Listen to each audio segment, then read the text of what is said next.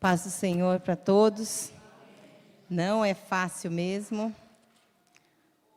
O coração parece que vai sair pela boca. Mas a vontade de Deus em tudo prevalece.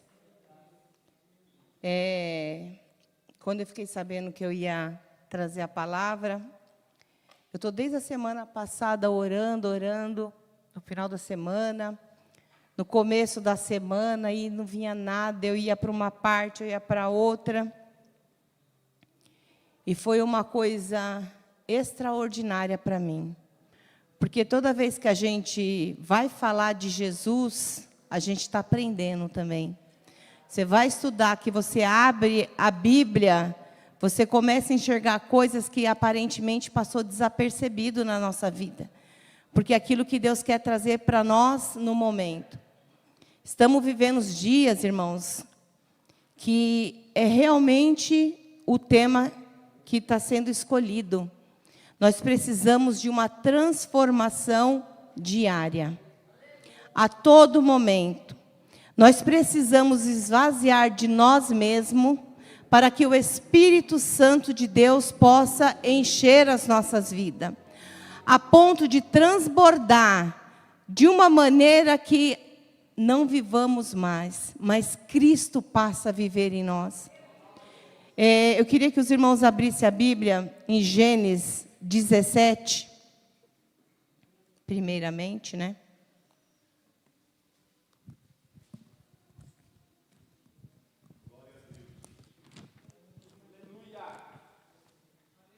A tradução que eu gosto muito, mas irmãos podem seguir na palavra, na Bíblia de vocês.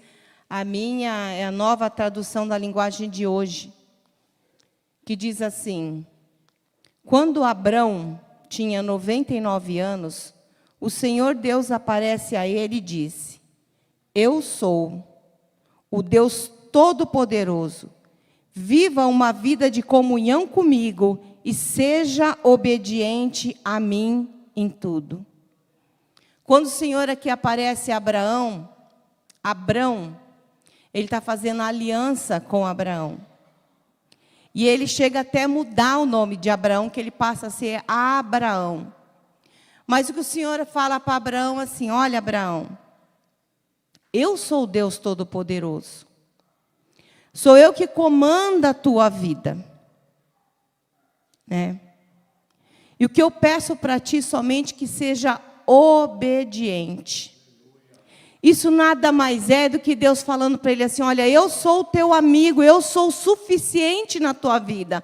Vou eu estar contigo todos os dias da tua vida, te orientando, te conduzindo. Basta somente você fazer a minha vontade. É essa aliança que eu tenho contigo. É isso que eu tenho para você. Sabe por quê, irmãos? O velho Adão muitas vezes nos trai. Nós queremos muitas vezes colocar nossa vontade à frente de tudo. E o Senhor conduz a nossa vida como Ele quer e não é como nós queremos. Se nós fazermos as coisas do jeito que nós queremos, não vai sair do jeito bom para nós. Mas aquilo que Deus tem para nós, independente da maneira que decorra aquilo, que ela vai surgindo na nossa vida, nós sabemos que nós vamos vencer, porque tem o melhor para nós que vem da parte de Deus. E eu lendo isso, o Senhor falava assim para mim: a transformação diária de uma pessoa, ela só é dada na oração. Irmãos, infelizmente, o povo de Deus não gosta mais de orar. Nós temos tempo, muitas vezes, para pegar o celular, passando horas no WhatsApp, Facebook, Instagram. Passamos horas, dobramos o nosso joelho, 5 minutos já sentimos cansado. Sabe qual é o nosso maior erro? Achando que a nossa oração é só quando nós dobramos nosso joelho, e não é. Orai em todo o tempo. No Senhor. Estamos dirigindo?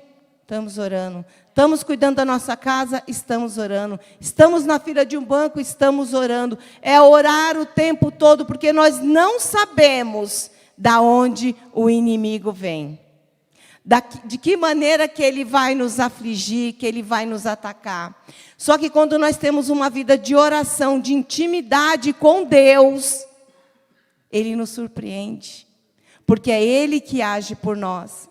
E eu meditando nesta palavra, eu queria compartilhar algo com os irmãos, que Deus me trouxe de uma maneira tão fresca, como se fosse nos dias de hoje. Eu tive uma mãe onde eu aprendi a oração com a minha mãe, uma mulher extremamente de oração. Eu vinha conversando esses dias com o pastor e eu falei assim, hoje nós não vemos mais profetas. Nós vemos pessoas usadas em profecia. Profeta aquela que fala assim, como Elias, segundo a minha palavra não chova e não chove. A gente não vê mais isso. A gente vê pessoas que momentaneamente o Espírito Santo usa, ela entrega uma profecia, uma revelação, pronto. E a minha mãe era uma profeta. Ela era uma mulher que ela tinha uma intimidade com Deus de uma maneira tão grande, tão grande. E quando eu lendo essa palavra hoje, meditando novamente, veio isso no meu coração. Nós éramos criança e nós tínhamos uma vizinha, que ela era espírita. Ela e eram 3 filhos, eram todos espíritas. E o filho dela mais velho, não sei nem como fala, mas era o guia maior que comandava o terreiro, aquela coisa toda. E ela não gostava da minha mãe, simplesmente porque minha mãe era crente. E minha mãe orava à tarde, levantava a voz no quintal. Minha mãe orava mesmo, no quintal da casa dela, ela começava a orar. E quando foi à tardezinha, no cair da noite, ela foi na casa da minha mãe e falou assim, chamou minha mãe no portão, e falou assim, olha, se a senhora não parar de orar, nós vamos fazer um trabalho tão forte que vai pegar fogo em toda a tua casa. Falou para minha mãe. Porque a senhora incomoda muito a gente com essa oração, parece uma louca. A minha mãe abaixou a cabeça, eu lembro que eu estava perto, o meu irmão mais velho. Ela virou para a mulher e falou assim, amanhã, nesse mesmo horário, a senhora vai estar batendo no portão da minha casa para pedir oração. E entrou para dentro. A gente ficou sem entender aquilo. E ela entrou para dentro. Eu falei, mãe, a senhora não falou nada para ela, né? Eu acho que tinha uns 8, 9 anos.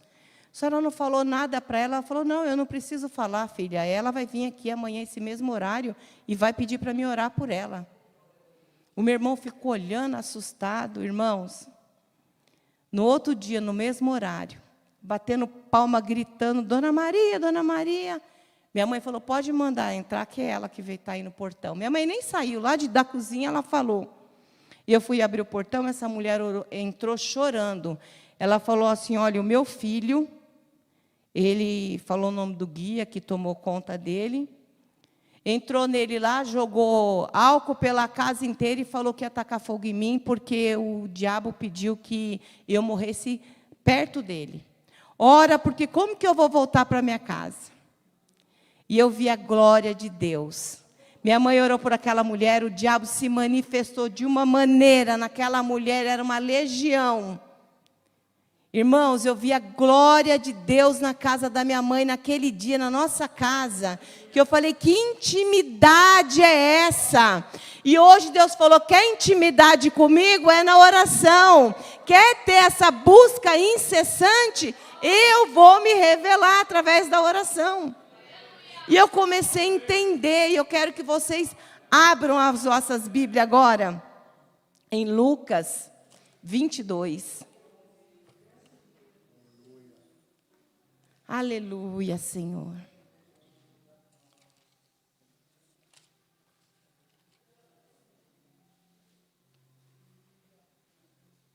Aleluia. Oh, Jesus. Aleluia. Lucas 22. No 34.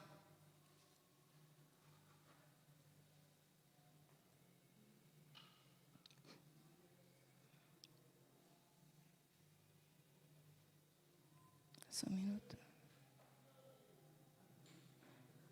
34, não, irmãos, perdão, isso é o 31. que diz assim: Jesus continuou: Simão, Simão, escute bem. Satanás já conseguiu licença para pôr vocês à prova. Ele vai peneirar vocês como o lavrador peneira o trigo, a fim de separá-lo da palha. Mas eu tenho orado por você, Simão, para que não lhes falte fé. E quando você voltar para mim, anima aos seus irmãos. Então Pedro disse a Jesus: estou pronto para ser preso e morrer com o Senhor. Então Jesus afirmou: eu digo a você, Pedro, que hoje, antes que o galho cante, você dirá 3 vezes que não me conhece. Irmãos, aqui nós vamos ver do versículo no capítulo 22, do 7 ao 30, Jesus dando as últimas instruções para os discípulos, foi a última ceia. E ele havia falado para os discípulos como se proceder, da maneira que eles iam se proceder. E lá no 21 ele fala que no meio deles um trairia ele. E todos ficaram atônitos com aquilo, queria saber quem era, o que seria, como seria. E eu fico imaginando, a Bíblia não vai falar dessa maneira, mas eu fico imaginando Jesus chamando Pedro à parte, falando para ele assim: Simão, Simão, escute bem. Satanás já conseguiu licença para pôr vocês à prova. Ele vai peneirar vocês como o lavrador peneira o trigo, a fim de separá-lo da palha. Mas eu, Simão, eu, Jesus, tenho orado por você, para que não lhe falte fé. Quando você voltar para mim, anime os seus irmãos. Quando Jesus está falando aqui com Pedro, com Simão, ele estava falando do velho homem, do Simão lá atrás, de atitudes que não era de cristão. Ele não estava falando com Pedro convertido, e sim com Simão que precisava passar pela transformação. E o maior erro que eu vejo aqui de Pedro foi quando Jesus foi orientar ele. A natureza dele achar que ele é autossuficiente, que ele resolvia as coisas no braço, do jeito dele, da maneira dele. Quando Jesus fala para ele assim: olha Pedro, olha Simão, você vai cair. Mas você não vai ficar prostrado. Porque a Bíblia fala, irmãos, aquele que está em pé, cuide para que não caia. O cair é do homem, mas o levantar é de Deus. Nós não somos nada, nós somos limitados, nós somos impotentes. Mas quando nós declaramos que nós temos um Deus autossuficiente, poderoso, aquele que controla as nossas vidas, que nós esvaziamos de nós mesmos, do velho homem que está em nós. A palavra de Deus, o apóstolo Paulo fala: não vivo eu, mas Cristo vive em mim. E o apóstolo Paulo vai falar assim também para nós: o bem que eu quero fazer, esse eu não faço, mas o mal que está em mim, esse eu faço. Irmãos, a natureza adâmica está em nós todos os momentos. Basta nós darmos lugar. Basta a gente estar no trânsito, tomar uma fechada para saber quem é o crente.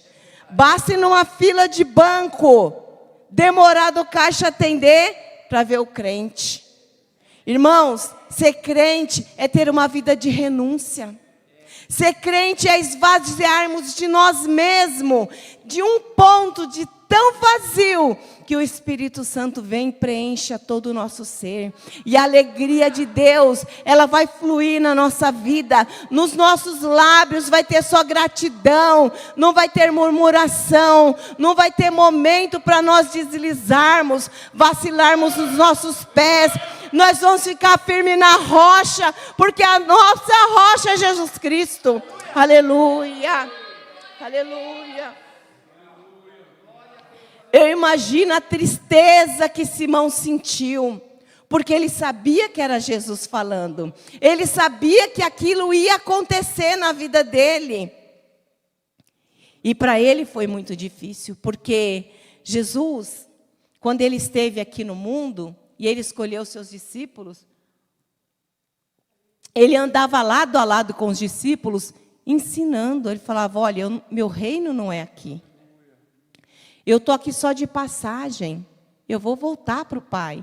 Mas vocês vão fazer coisas maiores do que eu faço hoje. Ele estava preparando os discípulos. Os discípulos andavam com Jesus. Ele presenciava os milagres que Jesus fazia. Mas bastou um momento de Jesus anunciar que um entre eles o trairia, foi para dispersar todos eles. Eles estavam preocupados em saber quem seria o maior, quem seria servido. Não entenderam nada do que Jesus estava falando.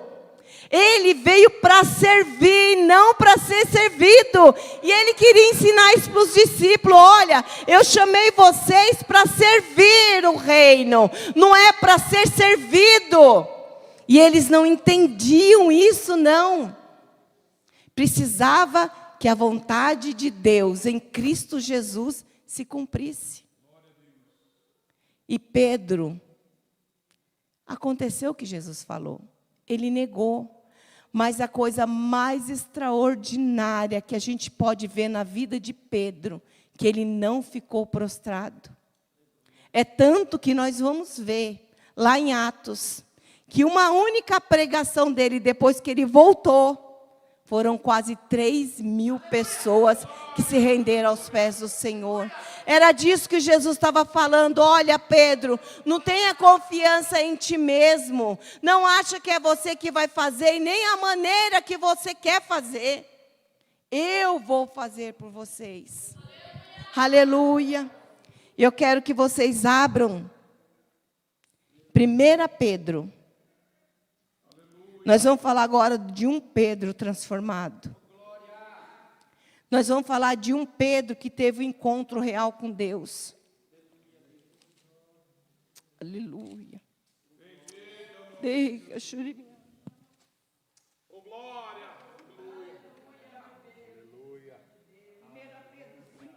8. 5:8. 1 Pedro 5:8. Olha o que Pedro, aqui já é Pedro que fala. Estejam alertas. Fica vigiando, porque o inimigo de vocês, o diabo, anda por aí como um leão que ruge, procurando alguém para devorar. Fique firmes na fé, e enfrente o diabo, porque vocês sabem que o mundo inteiro, os seus irmãos na fé, estão passando pelos mesmos sofrimentos, mas depois de sofrer por um pouco tempo, o Deus que tem por nós um amor, o Deus que tem por nós um amor sem limite, e que chamou vocês para tomarem parte na sua eterna glória, por estares unidos em Cristo, Ele mesmo o aperfeiçoará e dará firmeza, força e verdadeira segurança. É como Pedro estivesse falando para nós assim, olha, ficam firmes, ficam vigilantes, ficam atentos. O diabo, vosso adversário, anda ao derredor, procurando quem possa tragar. Irmãos, a pior coisa do crente que pode acontecer é nós baixarmos a nossa guarda, acharmos que está tudo bem. Eu não preciso orar. Está tudo bem. Eu não preciso orar, não, está tudo bem. Irmão, é essa hora que você tem que correr para os pés do Senhor. Porque quando você está na luta, está na prova, você está buscando ao Senhor. Mas quando está tudo bem, você não quer vir na igreja, você quer ficar na sua casa, você não quer orar. Aí que o diabo vem como um leão, procurando quem possa tragar. Ele não tem pressa. O diabo, ele não tem pressa. Ele anda devagarzinho. Ele fica procurando o momento certo para nos devorar. E aí Pedro fala para nós justamente isso. Fiquem firmes na fé. O que a palavra nos diz? Que a nossa fé, alicerçada em Deus, o justo viverá pela fé. Se ele recuar, a minha alma não tem prazer nele. Olha como Deus é fiel. Fica firme na fé. Não volte atrás. Não desista. Não anda cambaleante igual um bêbado na rua. Quem já viu uma pessoa embriagada? Ela não tem firmeza nas pernas. Ela sai cambaleando. Então ele fala assim, ó, fica atento. Fica vigilante. Não tema. Não se preocupa. Fique em oração. Eu estou contigo.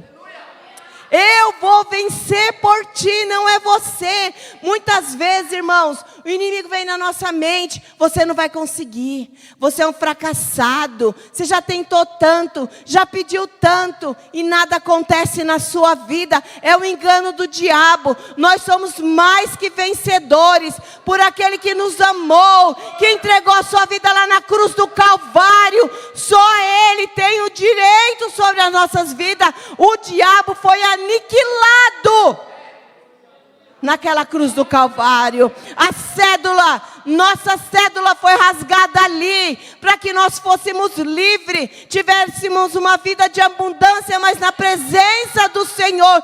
Não acha você que Deus te comprou com sangue, através do Filho dele na cruz do Calvário, para você andar de qualquer jeito, para você fazer o que você acha que você tem que fazer. Não, você não pertence a você mesmo. Você pertence a um Deus, você tem um dono, você tem que perguntar para Ele o que eu faço, aonde eu vou, de que maneira eu vou, como proceder, Ele vai te orientar. E o diabo não vai ter espaço para trabalhar na sua vida. É o que Pedro estava falando. Quando eu achei que eu podia, mesmo o mestre falando que eu cairia, eu duvidei, porque eu achava que eu tinha um amor tal por ele. E não era. O amor que Pedro tinha, na realidade, era por ele mesmo, porque ele não tinha um encontro real com Cristo ainda. Ele só teve o encontro com Jesus Cristo. Foi nesse momento de dor, de angústia, de decepção, de desilusão. Jesus fez com a fé de Pedro fosse tamanha, que ele deixou isso para nós. É como se ele estivesse falando para nós nos dias de hoje. Essa palavra está caindo como uma luva para nós nos dias de hoje. Quantos crentes que falam, eu não quero mais, eu vou parar, está difícil a minha caminhada. Quem disse para você que você foi chamada para uma zona de conforto? Quem falou que seria uma zona de conforto? No mundo tereis aflições, mas tende bom ânimo, porque eu venci. Aleluia! E o que venceu está aqui nesta noite para garantir a tua vitória. Ele não mente, ele não engana. É o único que faz isso nas nossas vidas é o diabo. Porque ele é o pai da mentira. Ele sabe que para ele não tem mais jeito. Ele não tem pressa. Ele não tem pressa. Ele sabe que para ele, quem ele conseguir levar para o lado dele, é lucro. Por isso que ele não tem pressa. E quando Pedro enxerga dessa maneira, ele fala para a gente: fica firme na fé. A Bíblia fala para nós assim, o justo. Irmãos, nós somos só justos quando nós temos a justificação de Deus e não do homem. A nossa justificação, ela tem que vir de Deus. e não do homem. Nós nunca podemos bater e falar, eu sou justa. Nós somos pecadores. Nós somos pecadores. O único que é justo é Deus. Mas Ele nos justifica. Por isso que nós somos justos em Deus. A Bíblia fala assim que nós somos como o cedro do Líbano, plantado em Cristo. Sabe, nós temos que abraçar Jesus, que é a nossa rocha, mas agarrar nele de uma maneira tal, que pode vir um vendaval, pode vir a tempestade, pode abalar tudo em nosso redor, mas nós não seremos abalados, porque nós estamos alicerçados em Cristo, que é a nossa rocha. Às vezes é tão difícil de nós entendermos, porque nós somos limitados, mas nós esquecemos que nós temos um Deus ilimitado. Nós somos momentâneos, nós só vemos o que nós estamos passando agora, mas Deus, Ele enxerga nós lá na frente. Deus é passado, presente e futuro. O que nós estamos vivendo hoje, Deus já passou por aquele, já está lá na frente esperando por nós. Por isso que Ele sabe que você vai vencer. Por isso que Ele fala para você não desistir. Ele venceu, mas Ele está junto conosco. Ele já passou essa trajetória. Aleluia. O nosso reino não é aqui. O nosso reino é no céu. Nós estamos só de passagem neste mundo. Nós não podemos nos apegar com nada que é daqui. É bom ter um carro, é bom ter uma casa, é bom. Mas isso não é salvação. Isso não te garante um lugar no céu. Tudo isso vai ficar. Aleluia. E o que você tem preparado para o Senhor? Você já parou para pensar? O que você tem feito para Deus? O que você tem, se Jesus vier agora? O que você vai ter para apresentar para o Senhor? Qual tem sido a transformação diária na tua vida? De que maneira você tem chegado diante do trono da glória? Qual é a que aflige o teu coração? A ponto de você falar, eu vou parar. Nada acontece na minha vida. Nada dá certo, aleluia. Mas Deus fala para você nessa noite, sou eu Deus de toda a humanidade. Haveria acaso alguma coisa demasiadamente difícil para mim? Tudo vem dele, tudo é para ele. E se você estiver em Cristo, não vai te faltar nada. Aleluia. Ele conhece as tuas necessidades. Ele sabe do que você precisa. Ele conhece o teu íntimo. Ninguém conhece. Muitas vezes nem nós como marido e mulher que tem uma ligação diária junto, nem ele como marido sabe. Sabe por quê? Porque nem nós sabemos muitas vezes. Aleluia. Aleluia. O Senhor fala que Ele entra com cura nessa noite. Aleluia, Ele entra com transformação. Você que tem um sonho, que tem pedido para Deus e fala, eu não vejo se cumprir. Aquieta o teu coração, entrega os teus anseios nos pés do Senhor. É Ele que age, é Ele que trabalha por você.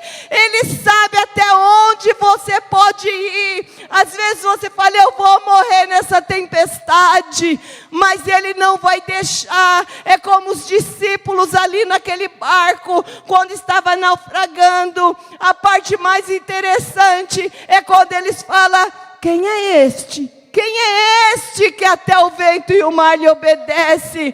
Às vezes a gente fala assim, mas eles eram discípulos, andavam com Jesus. Como faz uma pergunta dessa? Mas quando a tempestade vem no nosso barco, quando a gente vê tudo sendo desestruturado, falta fé. É nessa hora que nós temos que convidar Jesus para entrar no nosso barco e haja transformação. Ele vem, Ele acalma a tempestade e Ele coloca tudo no lugar. Sabe por quê? Porque tudo é dele. Ele fez os céus e a terra. Nada escapa do controle desse Deus.